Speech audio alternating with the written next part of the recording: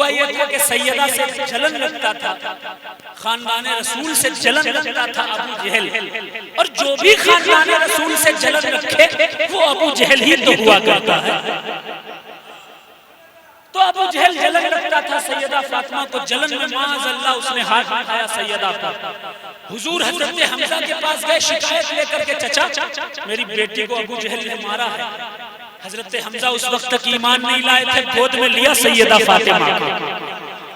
ارے بول دے بھائی سبحان اللہ۔ یا زہرا یا زہرا، مطلع دیکھ رہے سماعت کریں۔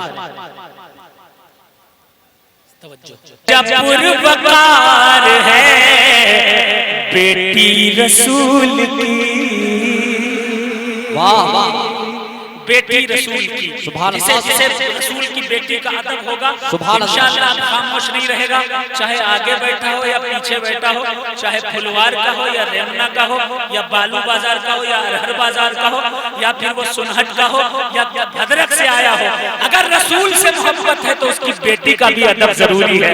شعر سماعت کریں، توجہ کا طالب دیکھیں۔ کس درجہ پروقار ہے بیٹی رسول کی،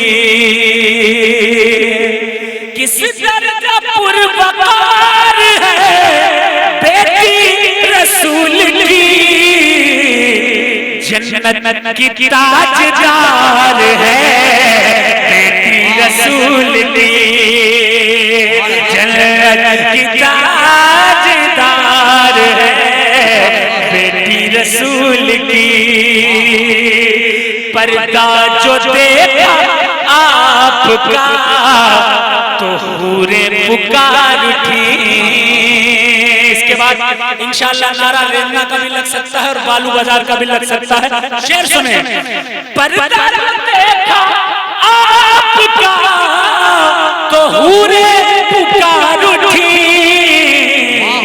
کہ اسلام کا وقار ہے رسول کی، اسلام کا وقار ہے بیٹی رسول کی۔ واہ واہ یا رسول اللہ۔ درجہ پروقار ہے بیٹی رسول کی۔ لوگ کہتے ہیں اسلام مٹا دیں گے، لیکن شعر سنیں، اسلام کیسے مٹ سکتا ہے؟ مٹ ہی نہیں سکتا ہے۔ کیوں؟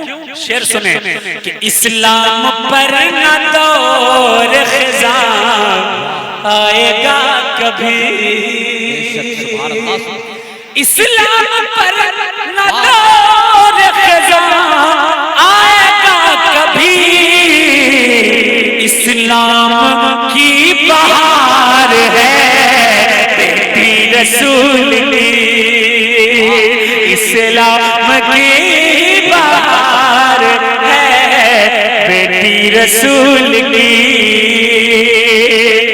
پوری ذمہ داری کے ساتھ ایک شعر پڑھنے جا رہا ہوں، میں خود ذمہ دار ہوں اس شعر کا، سنیں پوری ذمہ داری کے ساتھ سماعت کریں کہ جو اختیار رب نے دیے تھے رسول کو، واہ واہ واہ، جو اختیار رب نے دیے تھے رسول کو،